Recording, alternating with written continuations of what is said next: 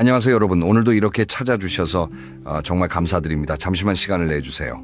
오늘 제가 드리는 이야기는 여러분의 남은 인생을 완전히 바꿀 수도 있는 이야기이기 때문입니다. 혹시 이런 경험 있으신가요? 어제까지만 해도 같이 등산 다니시던 친구분이 어느 날 갑자기 쓰러지셨다는 소식, 건강하시던 옆집 어르신이 몇 달 사이에 몰라보게 쇠약해지신 모습, 그리고 문득 거울을 보시면서 이런 생각이 드신 적은 없으신가요? 나도 이제 준비를 해야 하는 건 아닐까? 여러분, 놀라지 마시고 들어주세요. 한국보건당국의 최근 조사에 따르면 60살 이후의 건강은 유전이나 운이 아니라 평소의 생활 습관에 따라 크게 달라진다고 합니다. 다시 말씀드리면 여러분이 오늘 무엇을 하시느냐에 따라 10년 뒤 여러분의 모습이 완전히 달라진다는 뜻입니다. 그런데 정말 안타까운 사실이 있습니다. 많은 어르신들께서 몸에 좋다고 믿으시면서 하시는 행동들이 실제로는 건강을 해치고 있다는 것입니다. 본인은 전혀 모르신 채로 말이죠. 오늘 제가 말씀드릴 내용은 60살 이후로는 절대 하지 말아야 할 7가지 행동입니다. 이 7가지 중에서 단 한 가지만 고치셔도 여러분의 건강 수명은 놀랍게 달라질 수 있습니다. 그런데 문제는 많은 분들이 이걸 모르시고 오히려 반대로 하고 계신다는 점입니다. 특히 5번째 이야기, 이건 반드시 끝까지 들어주셔야 합니다. 왜냐하면 대부분의 어르신들께서 이걸 건강에 좋은 습관이라고 철석같이 믿고 계시거든요. 홈쇼핑에서도 나오고 옆집 아주머니도 권하시고 심지어 자녀분들까지 사다 주시는 것. 그런데 이게 오히려 몸을 망치고 계신다면 정말 충격이시겠죠. 자, 이제 오늘의 이야기를 시작해 보겠습니다. 편하게 앉으셔서 차 한 잔 드시면서 천천히 함께 해주세요. 오늘 이 영상 하나가 여러분의 앞으로 20년을 바꿀 수도 있습니다. 첫 번째 이야기입니다. 젊은 시절처럼 무리하게 운동하시는 것. 바로 이겁니다. 여러분, 혹시 이런 분 주변에 계신가요? 60 중반이신데도 매일 새벽 5시에 일어나서 2시간씩 등산을 하시는 분. 젊을 때부터 운동을 좋아하셔서 지금도 아령을 들고 팔굽혀펴기를 하시는 분. 물론 운동은 정말 좋은 습관입니다. 그런데 말입니다. 60 이후의 몸은 50살 때의 몸과 완전히 다릅니다. 제가 아는 분 중에 한 어르신이 계셨습니다. 올해 68살이신데요. 평생 등산을 즐기신 분이셨습니다. 젊은 시절에는 안 다녀보신 산이 없을 정도였죠. 그런데 60이 넘으시면서도 여전히 주말마다 험한 산을 오르셨습니다. 자식들이 말려도 나는 아직 괜찮다 이러시면서 말이죠. 그런데 지난해 여름 결국 무릎이 버티지 못했습니다. 하산 중에 무릎에 극심한 통증이 오셨고 병원에 가보시니 연골이 거의 다 닳아 있었던 겁니다. 의사 선생님 말씀이 이미 오래전부터 신호가 왔을 텐데 왜 이제 오셨냐고 하셨답니다. 결국 이 어르신은 인공관절 수술을 받으시게 됐고 좋아하시던 등산은 영영 못하시게 됐습니다. 여러분, 이게 왜 이런 일이 벌어졌을까요? 바로 나이에 맞는 운동 강도를 지키지 않으셨기 때문입니다. 60이 넘으시면 근육은 1년에 1%씩 자연스럽게 줄어듭니다. 관절의 연골도 마찬가지입니다. 한 번 다르면 다시 자라지 않습니다.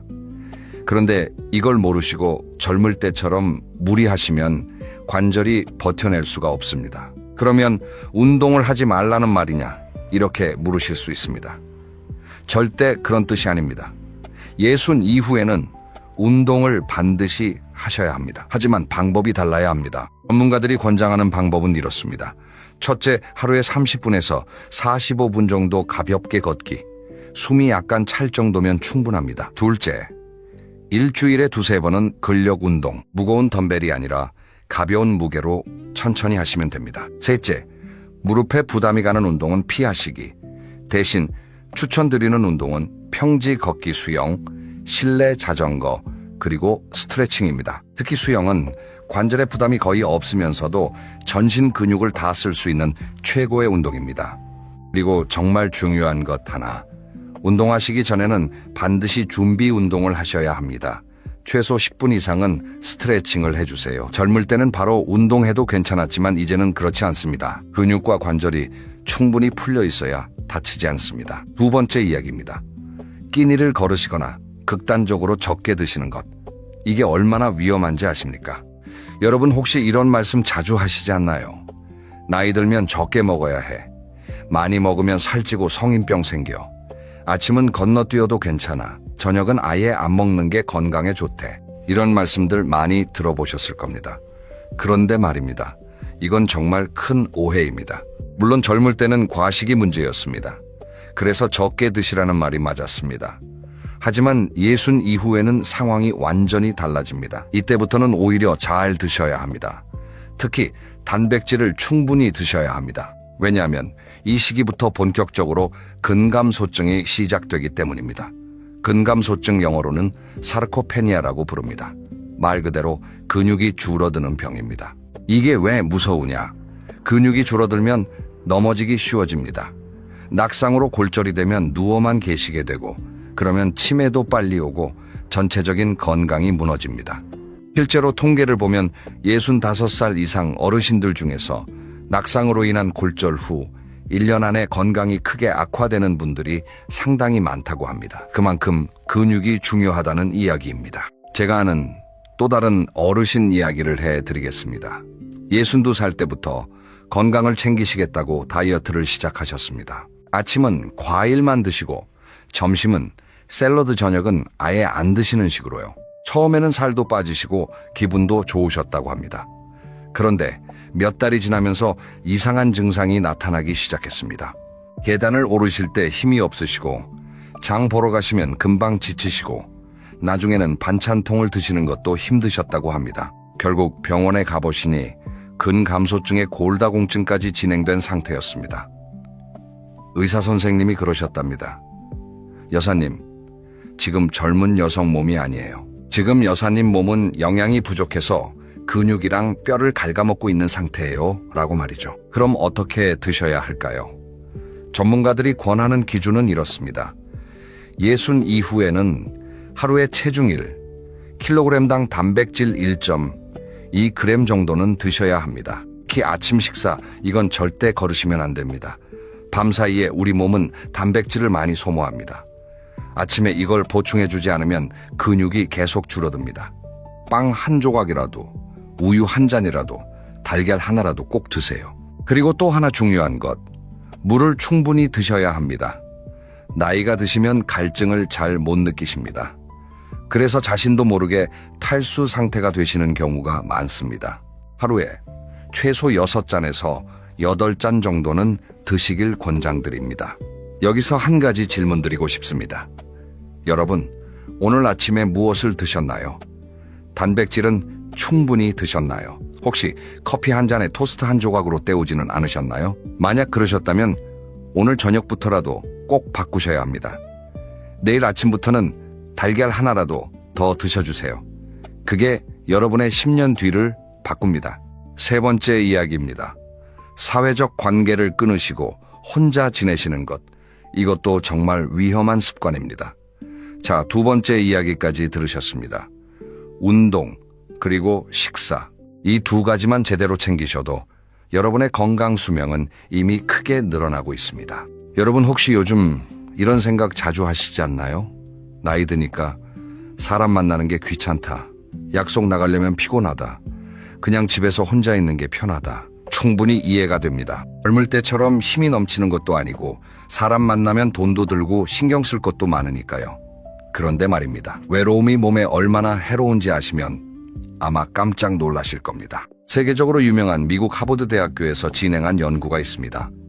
무려 85년 동안 700명이 넘는 사람들의 삶을 추적한 연구입니다. 인류 역사상 가장 오래된 성인 발달 연구라고 불립니다. 이 연구의 결론이 뭐였는지 아십니까? 정말 충격적입니다. 행복하고 건강하게 오래 사신 분들의 공통점은 돈도 아니고 명예도 아니고 유전자도 아니었습니다. 바로 좋은 인간관계였습니다. 반대로 말씀드리면 외로움은 담배를 하루에 15갭이 피우시는 것과 비슷한 정도로 몸에 해롭다는 연구도 있습니다. 외로움은 스트레스 호르몬을 높이고 혈압을 올리고 면역력을 떨어뜨리고 심지어 치매 위험까지 크게 높인다고 알려져 있습니다. 제가 아는 한 어르신 이야기를 해드리겠습니다. 은퇴 전에는 정말 활달하신 분이셨습니다. 회사에서도 인정받으시고 동료들과 사이도 좋으셨고요. 그런데 60살에 은퇴하시고 나서부터 조금씩 변하셨습니다.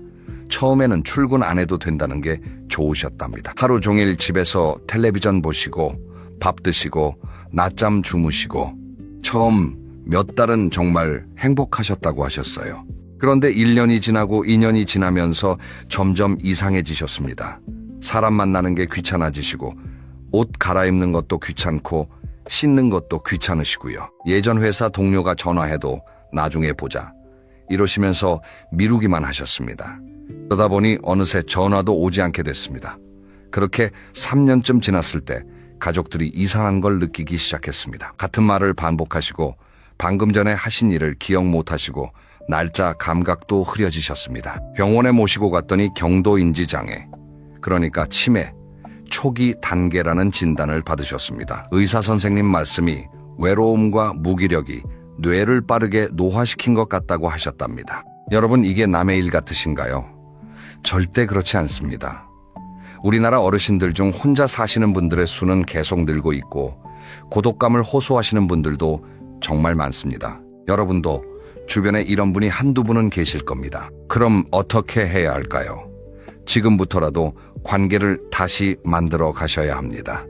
첫째, 일주일에 한 번은 반드시 누군가와 약속을 잡으세요. 둘째, 동네 복지관이나 주민센터에서 하는 프로그램에 꼭 참여해 보세요. 노래교실서, 예교실, 컴퓨터 교실, 요가 교실. 셋째, 종교 활동이나 봉사 활동을 하시는 것도 정말 좋습니다. 넷째, 자녀분이나 손주들에게 먼저 연락하세요. 다섯째, 반려동물을 키우시는 것도 방법입니다. 오늘 영상 다 보신 후에 꼭 한 분께 연락을 해보세요. 오랜만이야. 잘 지내지 이 한마디가 여러분의 남은 인생을 바꿉니다. 네 번째 이야기입니다. 수면 시간을 가볍게 여기시는 것. 이것도 정말 많은 어르신들께서 놓치고 계신 부분입니다. 여러분, 혹시 이런 말씀 해보신 적 있으신가요? 나이 드니까 잠이 안 와. 새벽 3시면 눈이 떠져. 뭐 늙으면 다 그런 거 아니야. 이런 말씀 정말 자주 들립니다. 그런데 말입니다. 이건 정말 위험한 오해입니다. 영어 이미터 프롬프트. A calm, realistic illustration in Korean webtoon style. An elderly Korean woman sitting on the edge of her bed in the dim early morning hours, her shoulders slightly slumped as she stares quietly at the floor. Subtle wrinkles, realistic aging details, quiet weariness from chronic poor sleep. Simple Korean bedroom, with a modest wooden wardrobe and plain curtains softly lit by pre-dawn light. Warm but slightly heavy atmosphere of accepting sleeplessness as normal aging. Muted pastel colors, low saturation, soft blue-gray dawn lighting, realistic shadows, clean line art with soft coloring, webtoon-style rendering. Slice of life mood, documentary-like, illustration, grounded and sincere. No text, no captions, no speech bubbles, no written words, no text at the bottom of the image. Pure illustration only. No typography, no symbols, not cute, not exaggerated. 죄송합니다. 51번 태그에 오타가 있었습니다. 수정해서 다시 올립니다. 50일. 한국어 번역 여러분, 혹시 이런 말씀 해보신 적 있으신가요? 나이 드니까 잠이 안 와. 새벽 3시면 눈이 떠져. 뭐 늙으면 다 그런 거 아냐. 이런 말씀 정말 자주 들립니다. 그런데 말입니다. 이건 정말 위험한 오해입니다. 많은 분들이 이렇게 생각하십니다. 나이 드시면 잠이 줄어드는 게 당연하다고요. 하지만 전문가들은 정반대로 말합니다. 60 이후에도 최소 7시간에서 8시간은 주무셔야 한다고요. 나이가 드셔도 우리 몸이 필요로 하는 수면 시간은 크게 줄지 않습니다. 다만 잠드시는 능력이 떨어질 뿐입니다. 그런데 왜 수면이 이렇게 중요할까요? 여러분, 혹시 뇌 청소라는 말 들어보셨나요? 우리 뇌는 하루 종일 일하면서 노폐물을 쌓아둡니다. 이 노폐물 중에 하나가 바로 베타 아밀로이드라는 단백질입니다. 그런데 정말 놀라운 사실이 있습니다. 우리 몸은 언제 이 노폐물을 청소할까요? 바로 깊은 잠에 빠졌을 때입니다. 우리가 잠든 사이에 뇌는 활발하게 청소 작업을 시작합니다. 밤새도록 깨끗하게 뇌를 씻어내는 겁니다. 그런데 수면이 부족하시면 이 청소가 제대로 안 됩니다. 노폐물이 쌓이고 쌓여서 결국 치매로 이어질 수 있습니다. 연구에 따르면 수면이 부족하신 분들은 충분히 주무시는 분들에 비해 치매 위험이 훨씬 높아진다고 합니다. 또 수면 부족은 심혈관 질환, 당뇨, 우울증, 면역력 저하, 이 모든 것과 연결되어 있습니다. 제가 아는 한 어르신 이야기를 해드리겠습니다. 66살 되신 분인데요. 10년 가까이 불면증으로 고생하셨습니다. 밤에는 2~3시간밖에 못 주무시고 새벽이면 눈이 떠지시고 낮에는 피곤하셔서 텔레비전 보시다가 꾸벅꾸벅 조시고 가족들이 병원 가보시라고 여러 번 말씀드렸지만 이 어르신은 이렇게 말씀하셨답니다. 이 나이 되면 다 이래. 약 먹으면 더 나빠져. 그냥 참으면 돼. 그러시면서 계속 방치하셨습니다. 그런데 최근에 큰일이 벌어졌습니다. 약속 시간을 자꾸 잊으시고 가스불을 켜놓으신 채로 나가시고 며칠 전에 만난 손주 이름이 생각 안 나신다고 하셨답니다. 결국 가족들이 모시고 병원에 갔더니 치매 초기 진단을 받으셨습니다. 의사 선생님 말씀이 장기간의 수면 부족이 가장 큰 원인 중 하나라고 하셨답니다. 만약 10년 전 불면증을 가볍게 보지 않으시고 바로 치료하셨다면 지금 상황은 완전히 달랐을 겁니다. 여러분, 잠은 단순히 쉬는 시간이 아닙니다. 잠은 우리 몸과 뇌가 스스로를 고치고 청소하는 가장 중요한 치료 시간입니다.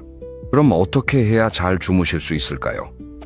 첫째, 잠자리에 드시는 시간을 일정하게 지키세요. 매일 밤 11시에는 반드시 잠자리에 드시는 습관을 만드세요. 주말에도 똑같이요. 우리 몸은 규칙을 좋아합니다. 매일 같은 시간에 주무시면 자연스럽게 수면 리듬이 만들어집니다. 둘째, 잠들기 2시간 전부터는 텔레비전과 휴대폰을 멀리 하세요. 이런 화면에서 나오는 파란 빛은 우리 뇌를 낮이라고 착각하게 만듭니다. 셋째, 낮잠을 잘 활용하세요. 낮잠은 짧게 주무셔야 좋습니다. 20분에서 30분이 딱 좋습니다.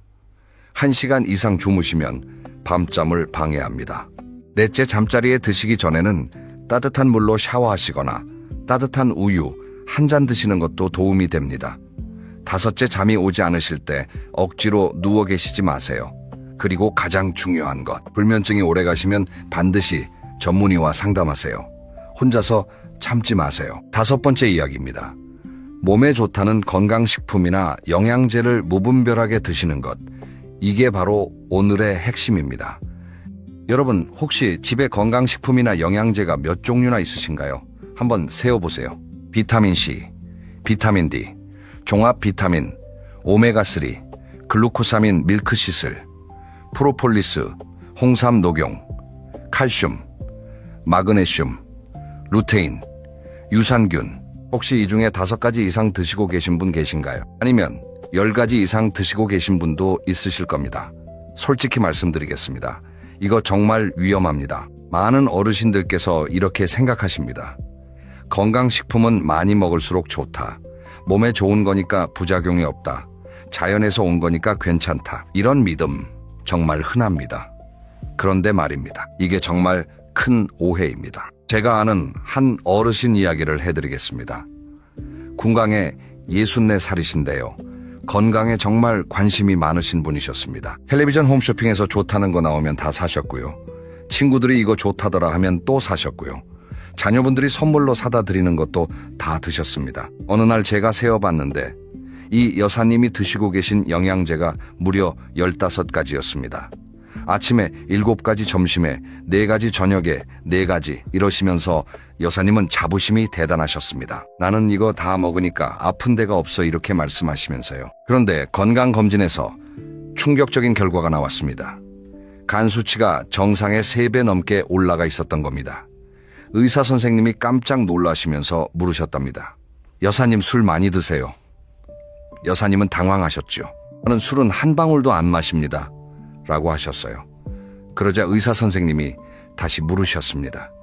그럼 영양제나 건강식품 많이 드시나요? 여사님이 그동안 드시던 영양제 목록을 말씀드리자 의사 선생님이 한숨을 쉬시면서 말씀하셨답니다. 여사님, 지금 드시는 영양제들이 여사님 간을 괴롭히고 있어요. 당장 다 끊으세요라고요. 결국 여사님은 영양제를 대부분 끊으셨고 몇 달 후에 간 수치가 정상으로 돌아왔습니다. 그제서야 깨달으신 겁니다. 내가 건강하려고 먹던 게 오히려 내 몸을 망가뜨리고 있었구나라고요. 여러분, 왜 이런 일이 벌어질까요? 첫째, 영양제도. 결국은 우리 몸이 소화하고 분해해야 하는 물질입니다. 이걸 처리하는 장기가 바로 간입니다. 영양제를 너무 많이 드시면 간이 쉴 틈이 없습니다. 결국 간이 지쳐서 망가집니다. 특히 60 이후에는 간 기능이 젊을 때보다 떨어지기 때문에 더 위험합니다. 둘째, 영양제끼리 서로 부딪힐 수 있습니다.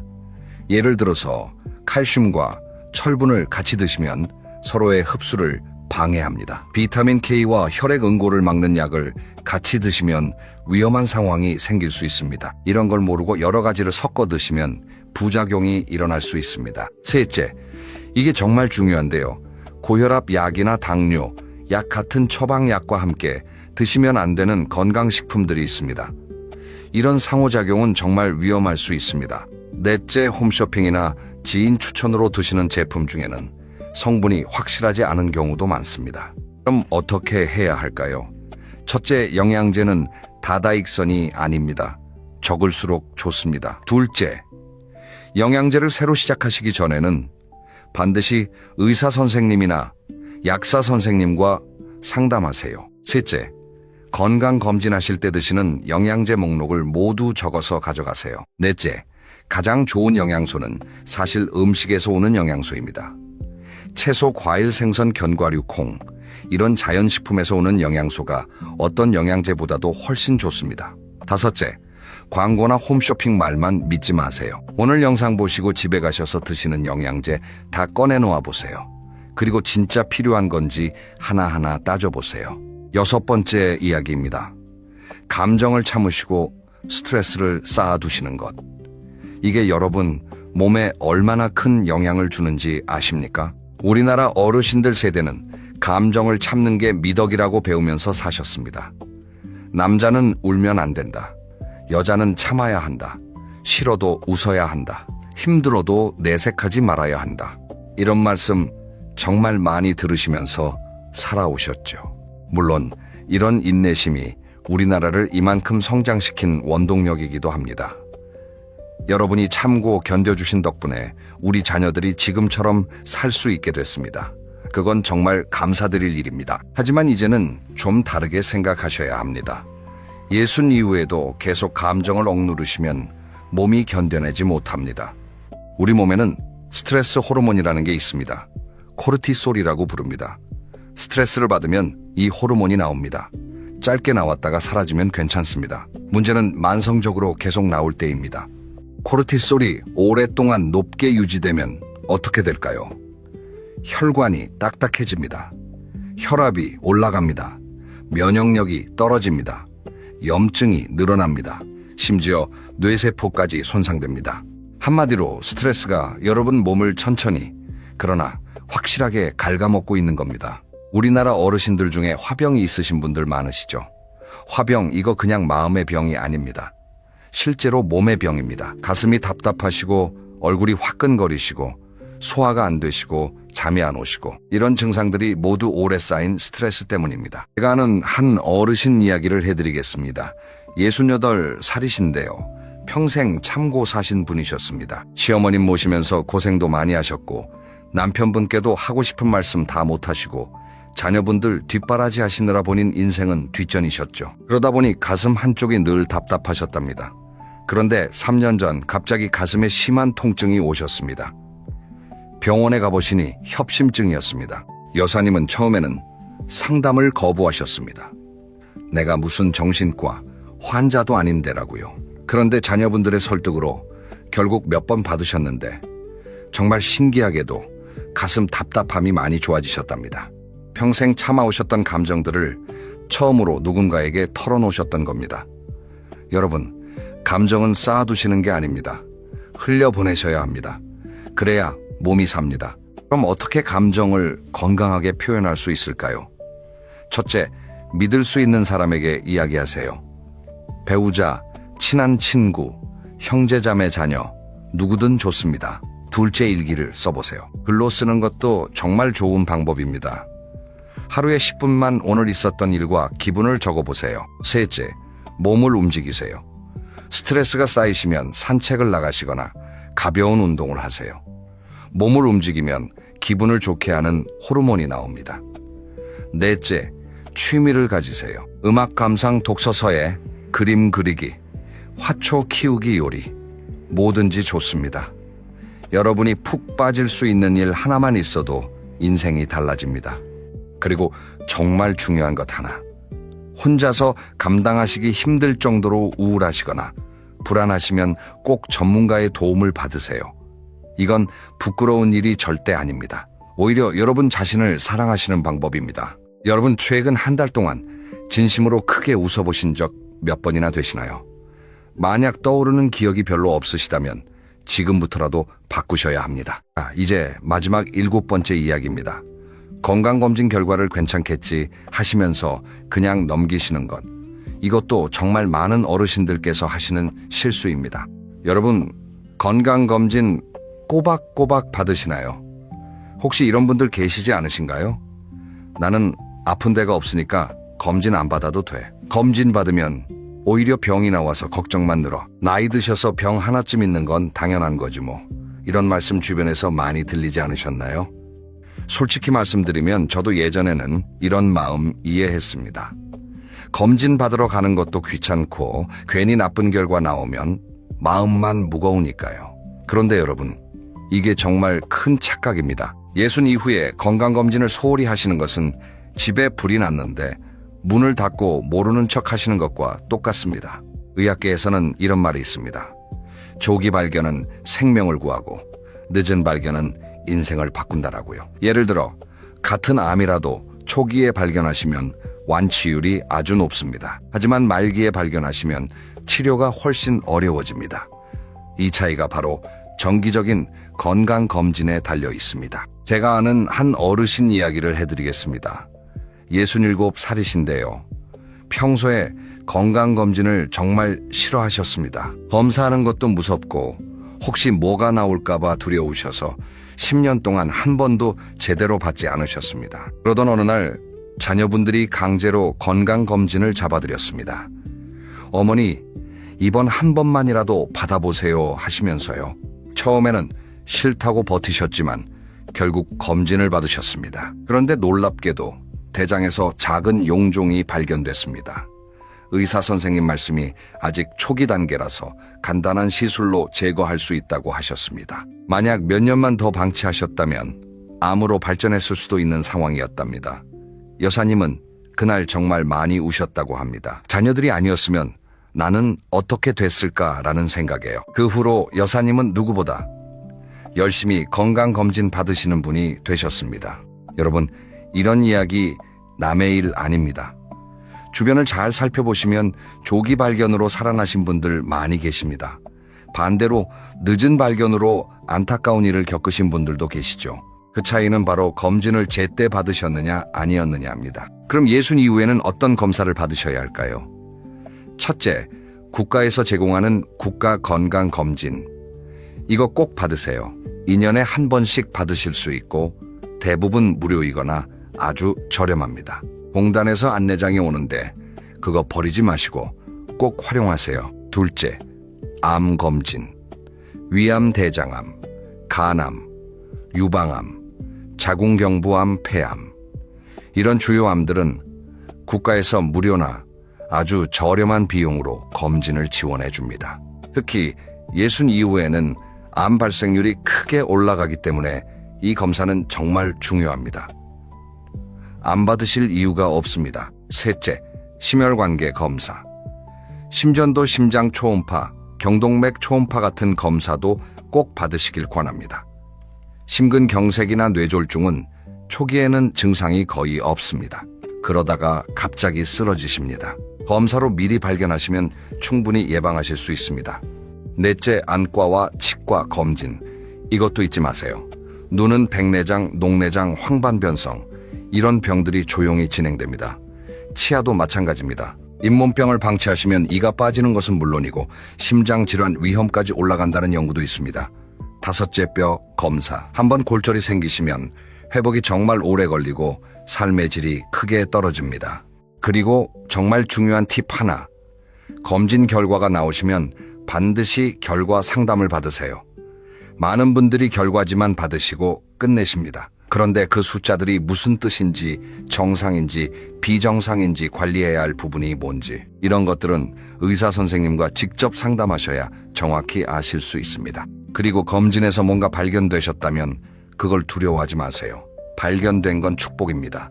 미리 발견되었기 때문에 치료할 수 있는 겁니다. 숨기지도 미루지도 마시고 의사 선생님 말씀 따라서 하나씩 해결해 나가세요. 여러분, 건강검진은 돈을 쓰는 게 아닙니다. 여러분의 남은 인생에 투자하시는 겁니다. 오늘 영상 다 보신 후에 달력을 펼쳐보세요. 이번 달 안에 건강검진 예약을 꼭 잡아주세요. 자, 이렇게 해서 오늘 말씀드린 7가지 이야기가 모두 끝났습니다. 여러분 정말 고생 많으셨습니다. 긴 시간 동안 이 영상을 함께 봐주신 여러분께 진심으로 감사드립니다. 이제 마무리하기 전에 오늘 드린 이야기를 다시 한번 정리해드리겠습니다. 첫째, 젊은 시절처럼 무리하게 운동하지 마세요. 둘째, 끼니를 거르지 마세요. 셋째, 혼자 지내지 마세요. 넷째, 잠을 가볍게 보지 마세요. 다섯째, 영양제와 건강식품을 무분별하게 드시지 마세요. 여섯째, 감정을 참지 마세요. 일곱째, 건강검진을 미루지 마세요. 제가 오늘 여러분께 드리는 실천 숙제가 있습니다. 첫 번째 숙제, 오늘 저녁 식사에 단백질 반찬 하나를 꼭 챙겨 드세요. 두 번째 숙제, 이번 주 안에 오랫동안 연락 못했던 사람 한 분께 먼저 전화를 걸어보세요. 세 번째 숙제, 오늘 영상 다 보신 후에 집에 있는 영양제를 전부 꺼내놓고 목록을 적어보세요. 네 번째 숙제, 달력을 보시고 이번 달 안에 건강검진 예약을 잡으세요. 여러분, 마지막으로 드리고 싶은 말씀이 있습니다. 건강하게 오래 사시는 것, 이건 운이 아닙니다. 유전도 아닙니다. 선택입니다. 60 이후의 인생, 이건 끝이 아닙니다.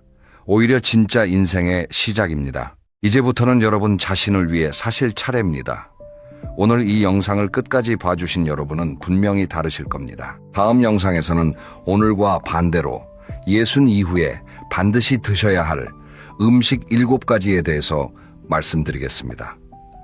오늘도 여기까지 함께 해주셔서 진심으로 감사드립니다. 여러분, 오늘 하루도 건강하고 행복한 하루 보내세요. 그럼 다음 영상에서 또 뵙겠습니다. 안녕히 계세요. 안녕하세요, 여러분. 오늘도 이렇게 귀한 시간을 내어 찾아와 주셔서 진심으로 감사드립니다. 오늘 제가 들려드릴 이야기는 어쩌면 많은 어르신들이 마음속에 품고 계시지만 쉽게 꺼내지 못하셨던 이야기일지도 모르겠습니다. 조금은 불편하실 수도 있고 조금은 서운하실 수도 있는 이야기지만 끝까지 들어주시면 분명히 마음이 편해지시고 자식들과의 관계도 훨씬 좋아지실 겁니다. 따뜻한 차 한 잔 드시면서 편안하게 들어주세요. 제가 얼마 전에 한 어머님으로부터 정말 가슴 아픈 이야기를 들었습니다. 72살 되신 이 어머님은 아들 내외가 결혼한 지 10년이 넘도록 한 번도 불러주지 않아서 늘 서운한 마음을 품고 계셨답니다. 그러다가 드디어 어느 날 아들이 전화를 걸어 엄마 이번 주말에 집에 놀러 오세요 라고 했답니다. 이 어머님이 얼마나 기뻐하셨을까요? 며칠 전부터 며느리 좋아할 반찬을 만들고 손주 용돈도 준비하고 새 옷도 꺼내 입으셨답니다. 그런데 막상 아들 집에 도착하시니 분위기가 이상했답니다. 며느리는 겉으로는 웃으면서 반기는데 눈빛이 어쩐지 불편해 보였답니다. 어머님은 애써 모른 척 하시고 준비해간 반찬을 꺼내 놓으셨는데 며느리가 이렇게 말하더랍니다.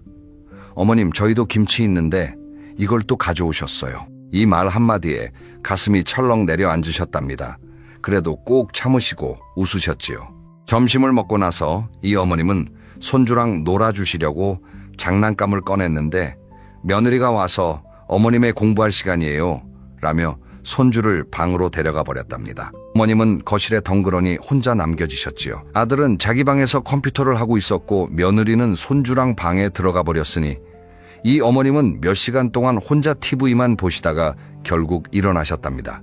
집으로 돌아오시는 길버스 안에서 눈물이 계속 흐르셨답니다. 집에 도착하셔서는 그날 밤 한숨도 못 주무시고 천장만 바라보며 생각하셨답니다.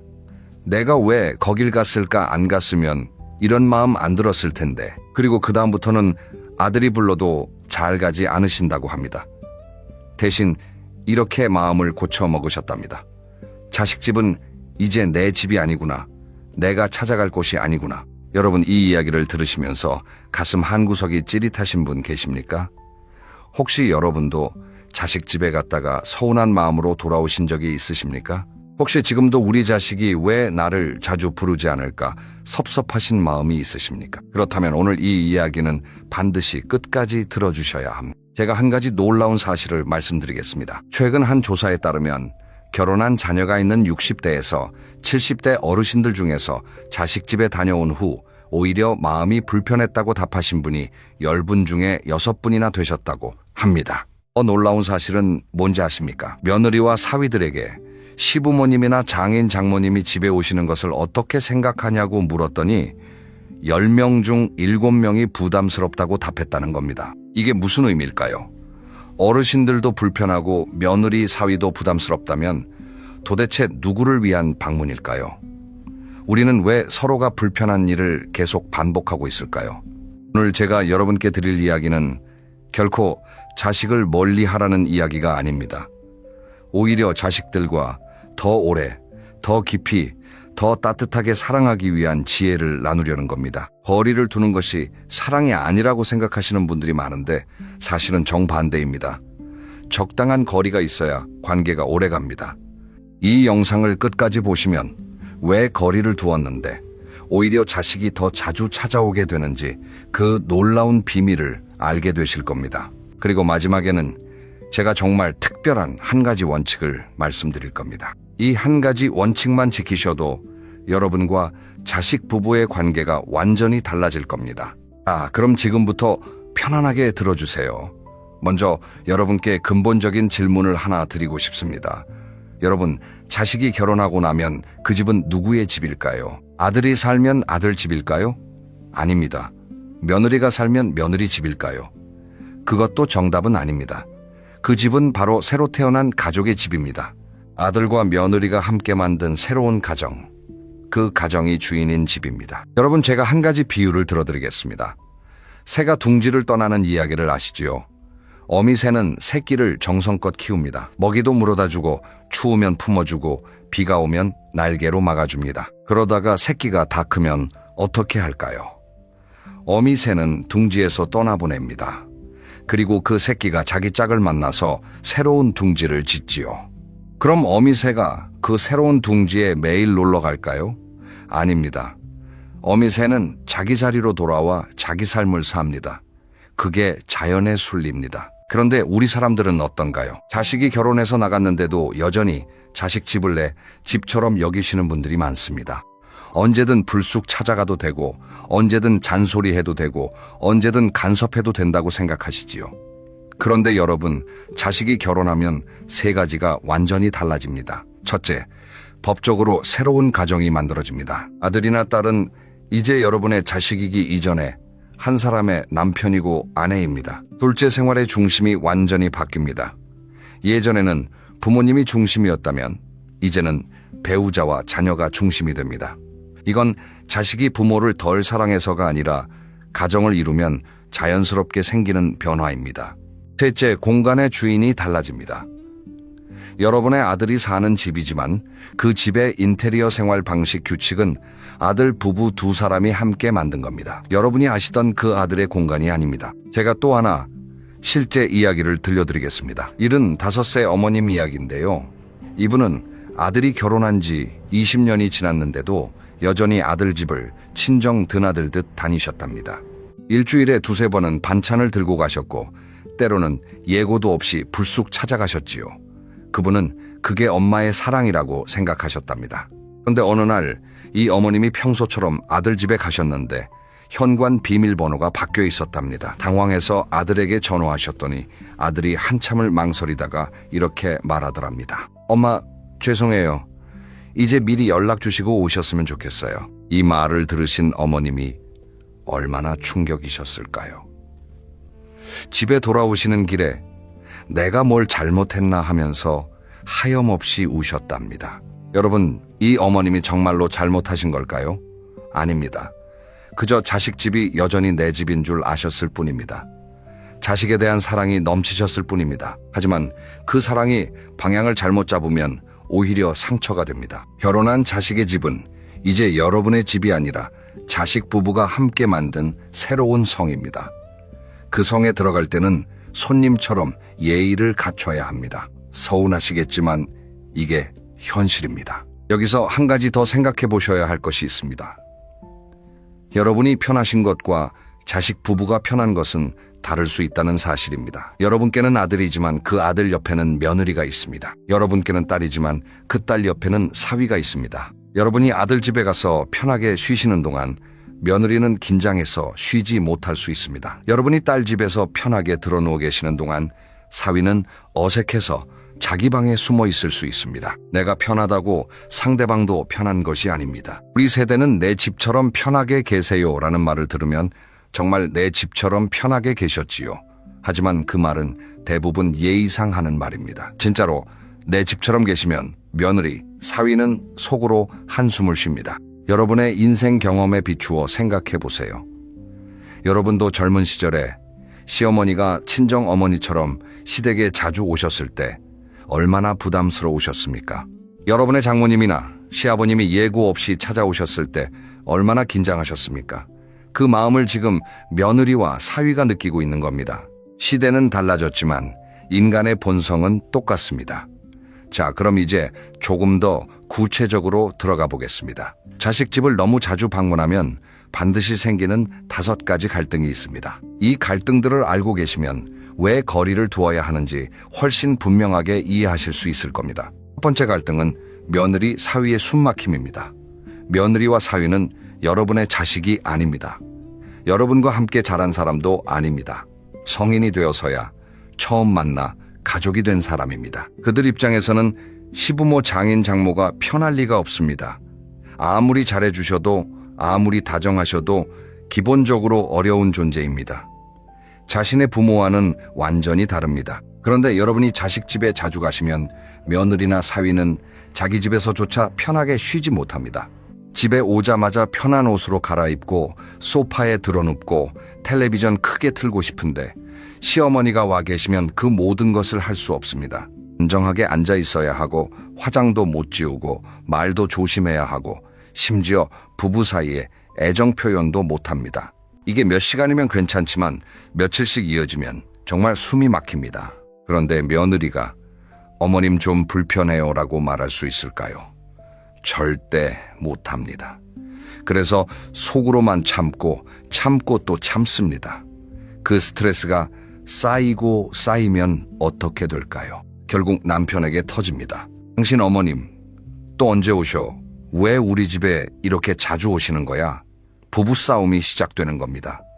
어느 며느님의 인터뷰를 제가 들은 적이 있습니다. 시어머님이 오시는 게 싫은 게 아니에요. 시어머님이 오실 때마다 제가 다른 사람이 되어야 하는 게 힘든 거예요. 여러분, 이 말 한마디가 정말 많은 것을 담고 있습니다. 며느리도 자기 집에서는 자기답게 살고 싶은 겁니다. 그건 당연한 겁니다. 두 번째 갈등은 사소한 말 한마디가 큰 상처가 되는 오해입니다. 여러분, 가족끼리는 편하니까 말을 더 편하게 하시지요. 그런데 결혼한 자식 부부에게는 그 편한 말이 오히려 독이 될 수 있습니다. 예를 들어 보겠습니다. 시어머니가 며느리 집에 가서 냉장고를 열어봅니다. 그리고 이렇게 말씀하십니다. 얘 냉장고가 왜 이렇게 어지럽니? 내가 좀 정리해 줄까? 시어머니 입장에서는 도와주시려는 마음입니다. 그런데 며느리는 어떻게 받아들일까요? 내가 살림을 못한다고 흉보시는 건가? 이렇게 상처받습니다. 또 다른 예를 들어보겠습니다. 장모님이 사위 집에 가서 아이가 노는 모습을 보고 이렇게 말씀하십니다. 얘 애가 이렇게 응석바디로 커도 되니? 장모님은 걱정이 되어서 하신 말씀입니다. 그런데 사위는 어떻게 느낄까요? 내가 아이 교육을 잘못 시키고 있다고 비난하시는 건가? 기분이 나빠집니다. 여러분, 이 자식 집에서 하시는 사소한 말 한마디, 작은 행동 하나가 며느리 사위에게는 평생 기억에 남는 상처가 될 수 있습니다. 이건 며느리 사위가 예민해서가 아니라 그들 입장에서는 너무나 자연스러운 반응입니다. 본인 집에서 시부모나 장인, 장모에게 평가받는 기분이 좋을 사람은 없습니다. 세 번째 갈등은 손주 교육을 둘러싼 세대 차이 충돌입니다. 이게 정말 많은 집에서 일어나는 문제입니다. 우리 세대가 자식을 키운 방법과 지금 젊은 부부들이 손주를 키우는 방법은 완전히 다릅니다. 우리 세대는 아이는 엄격하게 키워야 한다. 매를 아끼면 자식을 망친다. 밥은 그릇을 다 비워야 한다. 이런 생각으로 자식을 키웠지요. 그런데 요즘 젊은 부부들은 완전히 다릅니다. 아이에게 선택권을 줘야 한다. 체벌은 절대 안 된다. 먹기 싫으면 안 먹어도 된다. 이런 식으로 키웁니다. 여러분이 손주 집에 가셨을 때 손주가 밥 투정을 부리면 어떻게 하시겠습니까? 얘 안 먹으면 이따가 간식도 없어 하고 혼내시지 않으시겠습니까? 그런데 옆에서 보고 있던 며느리 표정이 어떨까요? 속으로 이렇게 생각할 겁니다. 또 시작이시네. 그 순간 분위기가 싸늘해집니다. 손주 교육에 대한 참견은 며느리 사위 입장에서 가장 민감한 부분입니다. 왜냐하면 부모로서의 권위가 흔들리기 때문입니다. 내 아이를 내 방식대로 키우고 싶은데 옆에서 계속 다른 방식을 강요하면 누가 좋아하겠습니까? 아무리 사랑하는 마음이셔도 아무리 경험에서 나온 조언이어도 부모의 권위를 침범하면 안 됩니다. 어느 며느님이 하신 말씀이 기억에 남습니다. 시어머님이 오시면 제가 엄마 역할을 빼앗기는 기분이에요. 그게 너무 힘들어요. 이 말씀이 얼마나 아프게 다가오는지요. 며느리는 엄마로서 자기 자리를 지키고 싶은 겁니다. 그건 당연한 권리입니다. 네 번째 갈등은 경제적 부담과 미묘한 눈치입니다. 여러분이 자식 집에 갈 때마다 선물을 들고 가시고 용돈도 주시고 맛있는 것도 사주신다고 해도 며느리 사위 입장에서는 그게 다 부담이 됩니다. 왜일까요? 받은 만큼 돌려드려야 한다는 부담감 때문입니다. 한국 문화에서는 특히 그렇습니다. 반대로 여러분이 자주 가시면서 자식 집에서 많이 드시고 자식 집 물건을 많이 쓰시면 이 또한 부담이 됩니다. 젊은 부부들은 아직 경제적으로 여유롭지 않은 경우가 많습니다. 대출금도 갚아야 하고 아이들 교육비도 내야 하고 자기들 노후도 준비해야 합니다. 그런 상황에서 부모님이 자주 방문하시면 식비도 더 들고 생활비도 더 나가고 소소한 지출이 쌓입니다. 이건 자식들이 부모를 사랑하지 않아서가 아닙니다. 현실이 그렇다는 겁니다. 우리 세대가 부모님 모시던 시대와 지금은 완전히 다릅니다. 지금 젊은 부부들은 맞벌이를 해도 겨우 먹고 살 정도인 경우가 많습니다. 그런 상황을 이해하고 배려해 드려야 합니다. 다섯 번째 갈등은 자식 부부의 갈등에 휘말리는 문제입니다. 이게 정말 조심하셔야 할 부분입니다. 어떤 부부도 싸우지 않는 부부는 없습니다. 결혼한 자식 부부도 마찬가지입니다. 그런데 여러분이 자주 방문하시면 어쩔 수 없이 그들의 갈등을 목격하게 되십니다. 예를 들어 며느리와 아들이 사소한 일로 다투는 모습을 보시면 어떻게 하시겠습니까? 엄마 마음에는 아들 편을 들고 싶으시겠지요. 얘 남편한테 그렇게 하면 안 되지 라고 며느리에게 한마디 하시기 쉽습니다. 그 순간 며느리는 엄청난 상처를 받습니다. 자기 집에서 자기 남편 앞에서 시어머니에게 혼나는 기분이니까요. 반대로 며느리 편을 드시면 어떻게 될까요? 아들이 섭섭해합니다. 엄마가 왜 며느리 편을 들어? 그리고 그 섭섭함이 쌓이면 엄마와 아들 사이도 멀어집니다. 부부 사이의 문제는 부부가 해결하도록 두시는 게 가장 지혜로운 길입니다. 여러분이 개입하시는 순간 갈등은 세 사람의 문제가 되고 더 복잡해집니다. 이제 이 5가지 갈등을 들으시면서 이런 생각이 드실 수도 있습니다. 그럼 자식 집에 아예 가지 말라는 말이냐? 아닙니다. 그렇지 않습니다. 저는 지금 자식을 멀리 하라고 말씀드리는 게 아닙니다. 현명하게 관계를 맺으시라고 말씀드리는 겁니다. 그럼 이 모든 갈등을 한 번에 해결하는 방법이 있을까요? 네, 있습니다. 다음 장에서 구체적으로 말씀드리겠습니다. 자식 집에 가야 할 때와 가지 말아야 할 때를 명확히 구분하시는 것이 첫 번째 지혜입니다. 무조건 가지 말라는 것도 아니고 무조건 자주 가라는 것도 아닙니다. 상황에 따라 현명하게 판단하셔야 합니다. 먼저 가야 할 때를 말씀드리겠습니다. 첫째, 초대받았을 때입니다.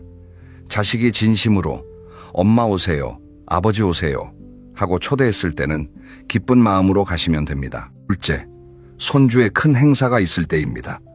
생일, 돌잔치, 입학식, 졸업식, 발표회 같은 특별한 날에는 가셔야지요.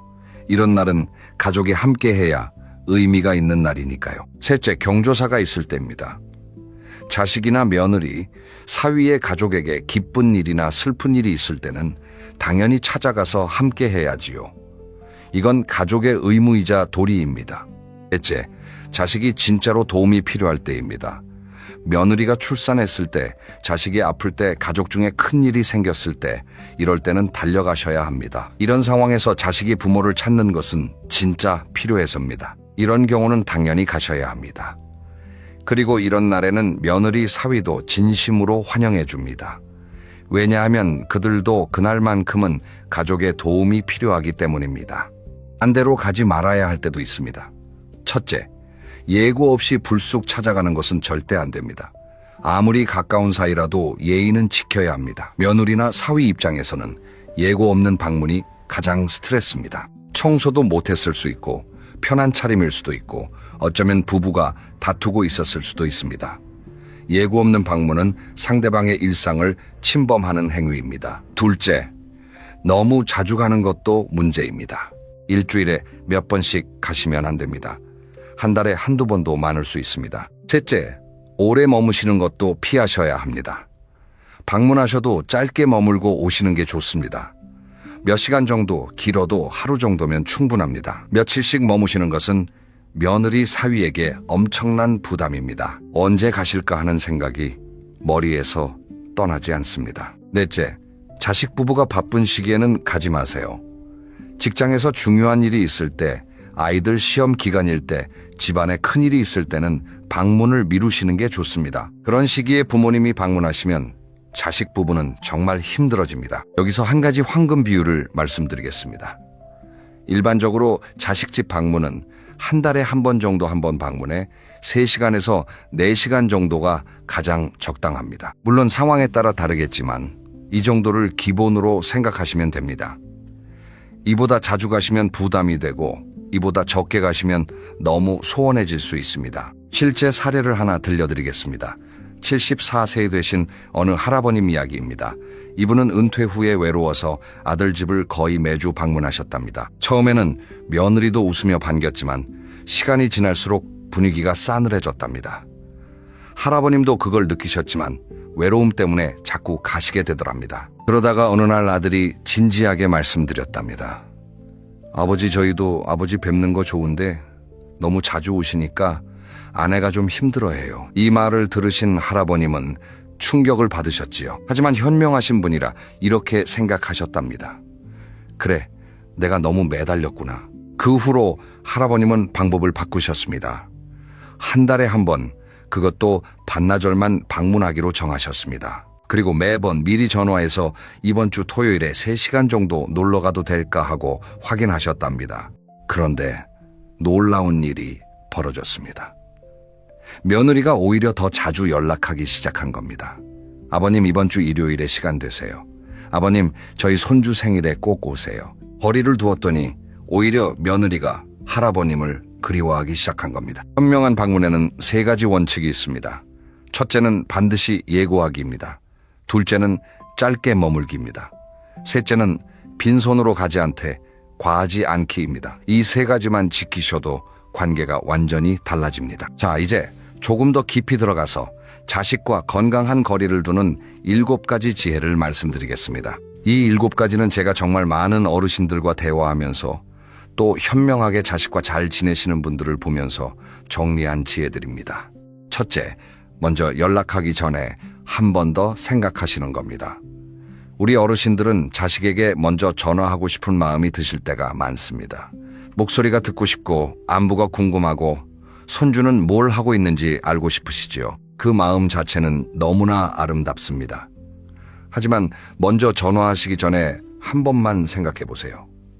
지금 자식이 통화하기 편한 시간일까? 자식들은 일하고 있을 수도 있고 아이들 돌보고 있을 수도 있고 중요한 회의 중일 수도 있습니다. 그런데 이런 상황에서 부모님 전화가 오면 받자니 바쁘고 안 받자니 죄송스러워서 힘들어합니다.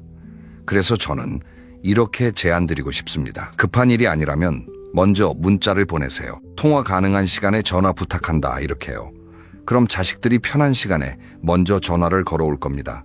이게 훨씬 배려 있는 방식입니다. 둘째 방문 전에 반드시 약속을 잡으시는 겁니다. 아무리 가까운 자식집이어도 방문 전에는 반드시 미리 연락하셔야 합니다. 이번 주 토요일에 방문해도 되겠니? 하고 물어보세요. 그리고 자식이 네 좋아요라고 해도 바로 가지 마시고 며느리도 괜찮다고 하더냐 하고 한 번 더 확인해 주시면 더 좋습니다. 여기서 중요한 건 자식이 다음 주가 좋겠어요 라고 하면 절대 서운해하지 마시는 겁니다. 자식 부부는 자식 부부의 일정이 있습니다. 그들의 일정을 존중해 주셔야 합니다. 부모님 편의대로 날짜를 정하려고 하시면 안 됩니다. 셋째, 너무 오래 머물지 않으시는 겁니다.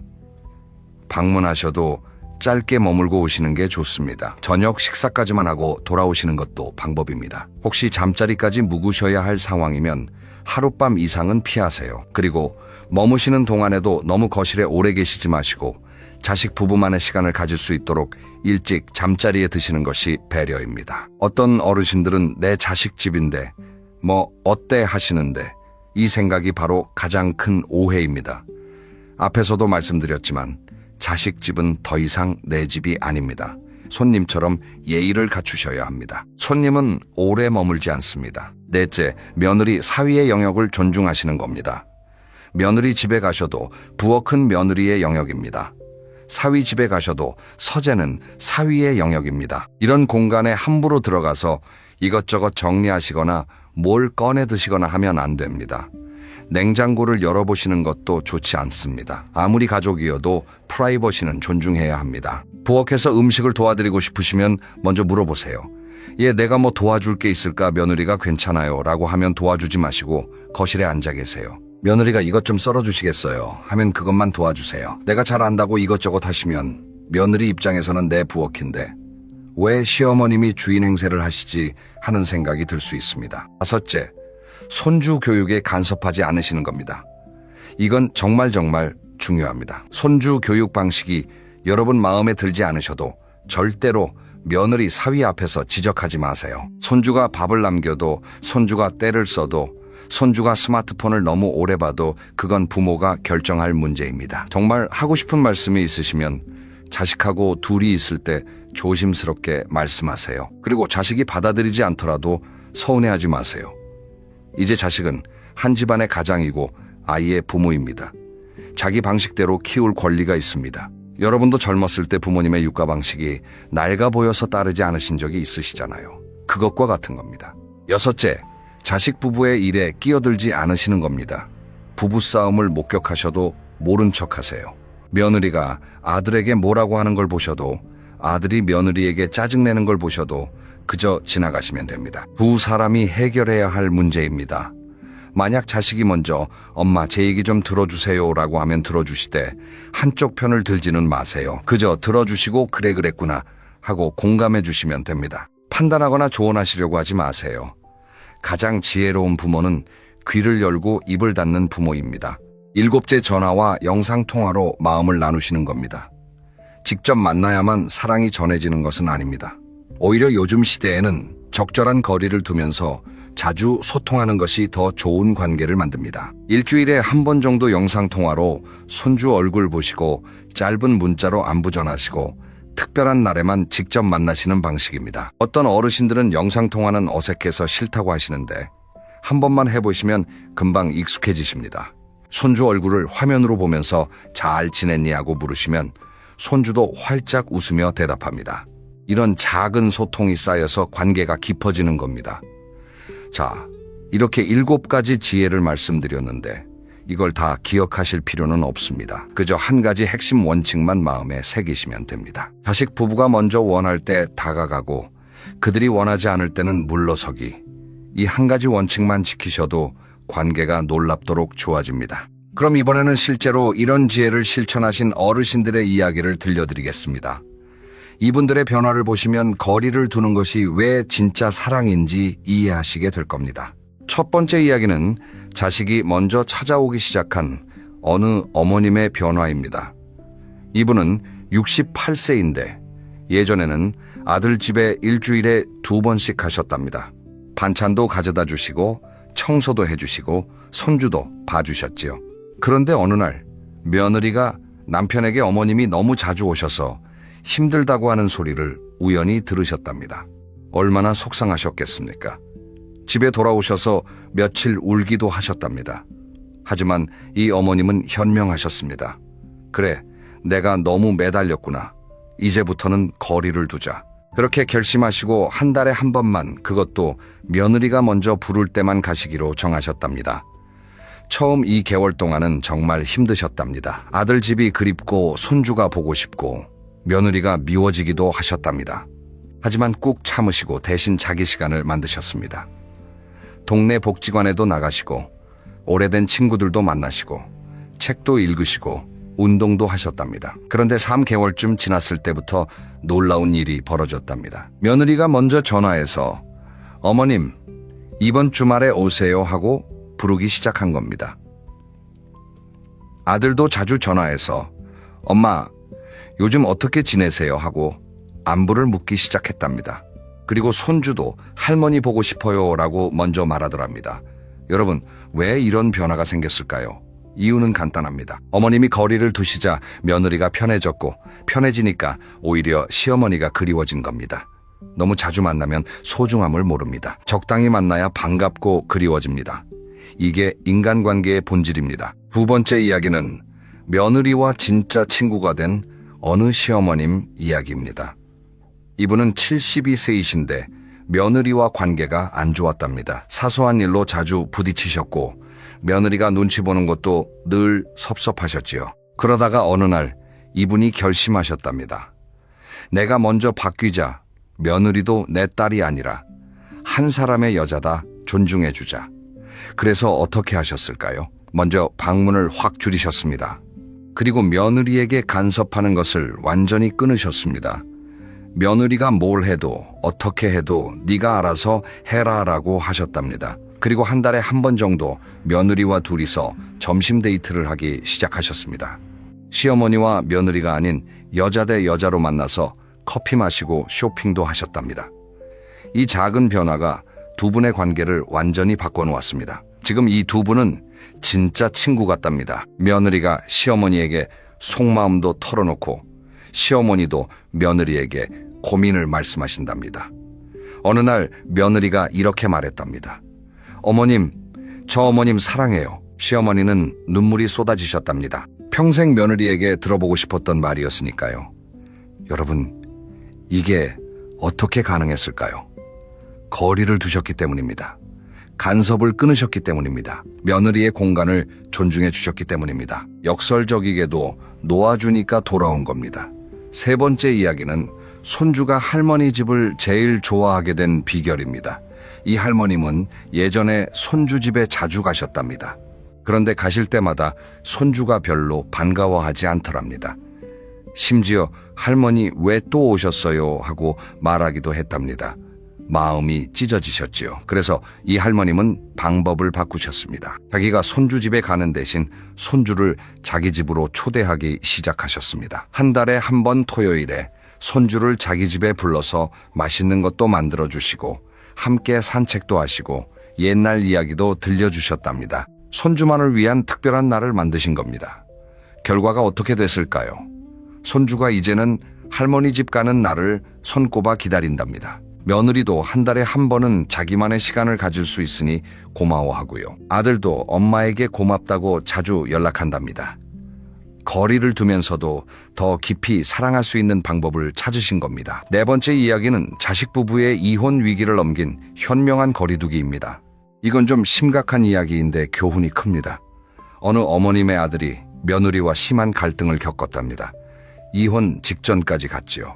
예전 같으면 이 어머님은 바로 아들 편을 들고 며느리에게 뭐라고 하셨을 겁니다. 그런데 이 어머님은 현명한 선택을 하셨습니다. 두 사람의 문제는 두 사람이 해결해야 한다. 나는 개입하지 않겠다 이렇게 결심하시고 아들에게는 힘들구나 라고만 해주시고 며느리에게도 너도 고생 많다 라고만 해주셨답니다. 어느 편도 들지 않으신 거지요. 그리고 오히려 며느리에게 편지를 쓰셨답니다. 우리 아들과 결혼해줘서 고맙다. 힘든 일 있으면 말해도 좋다. 내 편에 서서 들어주겠다. 이 편지를 받은 며느리가 어땠을까요? 며느리가 시어머니를 찾아와서 울면서 이야기를 다 쏟아놓았답니다. 그리고 시어머니가 묵묵히 들어주셨답니다. 그 일이 있고 나서 아들 부부의 관계가 회복되었답니다. 며느리는 시어머니를 완전히 신뢰하게 되었고 아들도 엄마의 지혜에 감탄했답니다. 만약 이 어머님이 개입해서 아들 편을 드셨다면 그 가정은 아마 깨졌을 겁니다. 거리를 두고 지켜봐 주신 그 지혜가 한 가정을 살린 겁니다. 여러분, 이 네 가지 이야기의 공통점이 뭔지 아시겠습니까? 모두가 거리를 둠으로써 더 가까워졌다는 겁니다. 멀리 할수록 멀어지는 게 아니라 오히려 존중으로 이어지고 존중이 사랑으로 이어진다는 겁니다. 왜 이런 일이 생기는 걸까요? 인간은 묘한 존재입니다. 너무 가까이 있으면 소중함을 모릅니다. 너무 자주 만나면 당연하게 여깁니다. 그런데 적당히 거리가 있으면 그리워지면 소중해집니다. 이게 인간관계의 진리입니다. 부부 사이도 그렇고 친구 사이도 그렇고 부모 자식 사이도 마찬가지입니다. 자, 그럼 이제 마지막 이야기입니다. 자식 집에 덜 가시게 되면 그 시간과 마음을 어디에 쓰시겠습니까? 이것이 정말 중요합니다. 자식에게 향하던 에너지를 이제는 여러분 자신에게 돌리셔야 합니다. 많은 어르신들이 자식에게 매달리는 이유는 외로워서 혹은 할 일이 없어서입니다. 자식이 유일한 기쁨이고 손주가 유일한 낙이 되어버린 겁니다. 그런데 이게 건강한 관계일까요? 한 사람이 다른 사람의 유일한 기쁨이 되면 그 관계는 부담스럽습니다. 자식도 손주도 마찬가지입니다. 내가 엄마 인생의 전부라는 무게가 자식을 짓누릅니다. 그래서 여러분은 자식 말고도 다른 기쁨을 만들어야 합니다. 자식이 여러분 인생의 100%가 아니라 30% 정도가 되어야 건강한 관계입니다. 나머지 70%는 여러분 자신의 삶으로 채우셔야 합니다. 어떻게 채울 수 있을까요? 먼저 새로운 관계를 만드세요. 친구들을 자주 만나세요. 젊은 시절 친구도 좋고 동네에서 새로 사귀는 친구도 좋습니다. 동년 배들과 만나면 서로 통하는 게 많아서 대화가 즐겁습니다. 혼자 계시지 마시고 꼭 사람들 속으로 나오세요. 취미 모임에 참여하세요. 노래 교실, 그림 교실, 댄스 교실, 서예 교실 같은 곳에 나가시면 좋은 사람들을 만날 수 있습니다. 처음에는 어색해도 몇 번 나가시면 금방 친해집니다. 그리고 그 모임에서 만난 분들과는 자식보다 더 편한 관계가 되기도 합니다. 봉사활동도 큰 보람이 됩니다. 지역복지관에서 하는 봉사 어린이들 책 읽어주기, 혼자 계신 어르신 방문 봉사 같은 것들이 있습니다. 누군가를 도우면서 자신의 존재 이유를 느끼게 됩니다. 자식에게 쓸데없이 매달리던 시간이 훨씬 의미 있게 채워집니다. 그리고 부부, 두 분이 계시면 둘이서 새로운 데이트를 만드세요. 젊은 시절에는 자식 때문에 못 해본 것들을 이제 해보세요. 함께 여행 가시고 함께 영화 보시고 함께 맛집도 다녀보세요. 결혼한 지 오래되었으니 그게 뭐 새삼스러워 하시겠지만 다시 시작하는 연애가 얼마나 달콤한지 모르실 겁니다. 혼자 사시는 어르신들은 자기 자신과 친구가 되세요. 아침에 일어나서 커피 한 잔 마시면서 창밖을 보는 시간, 좋아하는 책 읽는 시간, 산책하는 시간, 음악 듣는 시간, 이런 작은 시간들이 쌓여서 풍요로운 일상이 됩니다. 혼자 있는 시간이 외로운 시간이 아니라 자유로운 시간이 될 수 있습니다. 집 공간도 풍요롭게 꾸미세요. 화분도 놓으시고 좋아하는 그림도 거시고 편안한 의자도 사시고 따뜻한 조명도 설치해 보세요. 집이 편안하고 아름다워지면 굳이 자식 집에 가지 않아도 행복합니다. 내 공간이 내 낙원이 되는 겁니다. 자, 이제 마무리에 들어가 볼까요? 지금까지 오랜 시간 제 이야기를 들어주셔서 정말 감사합니다. 제가 오늘 드린 이야기를 간단하게 정리해 드리겠습니다. 결혼한 자식집은 이제 더 이상 여러분의 집이 아닙니다. 그곳은 새로 태어난 가정의 공간입니다. 손님처럼 예의를 갖춰서 방문하셔야 합니다. 자주 방문하시면 며느리 사위에게 부담이 되고 손주 교육을 둘러싼 갈등이 생기고 부부 사이에도 금이 갈 수 있습니다. 아무리 사랑하는 마음이라도 방향이 잘못되면 상처가 됩니다. 가야 할 때는 가시되 예고 없이 가지 마시고 너무 자주 가지 마시고 너무 오래 머물지 마세요. 며느리 사위의 영역을 존중하시고 손주 교육에 간섭하지 마시고 부부 문제에 끼어들지 마세요. 직접 만나는 것만이 사랑이 아닙니다. 전화와 영상 통화로도 충분히 마음을 전할 수 있습니다. 그리고 무엇보다 중요한 것, 자식에게 매달리지 마시고 여러분 자신의 삶을 풍요롭게 만드세요. 친구도 만나시고 취미도 가지시고 봉사활동도 하시고 부부끼리 또는 혼자서도 행복할 수 있는 방법을 찾으세요. 자식이 여러분 인생의 전부가 아닐 때 오히려 자식이 여러분을 더 찾게 됩니다. 마지막으로 한 가지 꼭 기억해 주세요. 거리를 두는 것은 사랑하지 않아서가 아닙니다. 더 오래, 더 깊이 사랑하기 위한 가장 지혜로운 선택입니다. 서로 숨을 쉴 공간이 있어야 관계가 오래 갑니다. 너무 가까우면 숨이 막히고 숨이 막히면 멀어집니다. 그런데 적당한 거리가 있으면 평생 함께할 수 있습니다. 이것이 오늘 제가 드리고 싶은 가장 중요한 메시지입니다. 자식에게 전하고 싶은 진심이 있으시면 편지를 써보세요. 자주 만나서 말로 하는 것보다 가끔 정성스러운 편지 한 통이 훨씬 큰 감동을 줍니다. 사랑한다, 고맙다, 미안하다 이런 마음을 글로 담아 보내세요. 자식은 그 편지를 평생 간직할 겁니다. 오늘부터 실천해 보세요. 자식 집에 너무 자주 가고 계셨다면 이제 한 달에 한 번으로 줄여보세요. 예고 없이 방문하던 습관이 있으셨다면 반드시 먼저 연락하는 습관을 만드세요. 자식에게 매달리셨다면 여러분 자신의 삶을 풍요롭게 만들어 보세요. 작은 변화가 쌓이면 큰 변화가 됩니다. 그리고 그 변화가 여러분과 자식의 관계를 완전히 새롭게 만들 겁니다. 여러분의 남은 인생이 자식에게 매달리는 삶이 아니라 여러분 자신을 위한 그리고 자식과도 건강하게 사랑하는 삶이 되시기를 진심으로 응원합니다. 오늘도 여러분 자신을 꼭 안아주세요. 그동안 자식 키우시느라 정말 수고 많으셨습니다. 이제부터가 진짜 여러분의 인생입니다.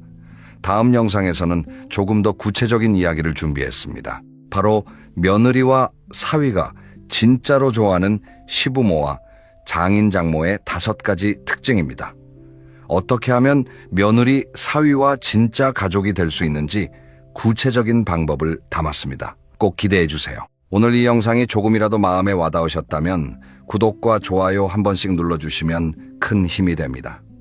그리고 이 영상이 꼭 필요한 주변 분이 계시다면 꼭 공유해 주세요. 한 가정이라도 더 행복해지는데 도움이 되었으면 좋겠습니다. 오늘도 이렇게 긴 시간 함께 해주셔서 진심으로 감사드립니다.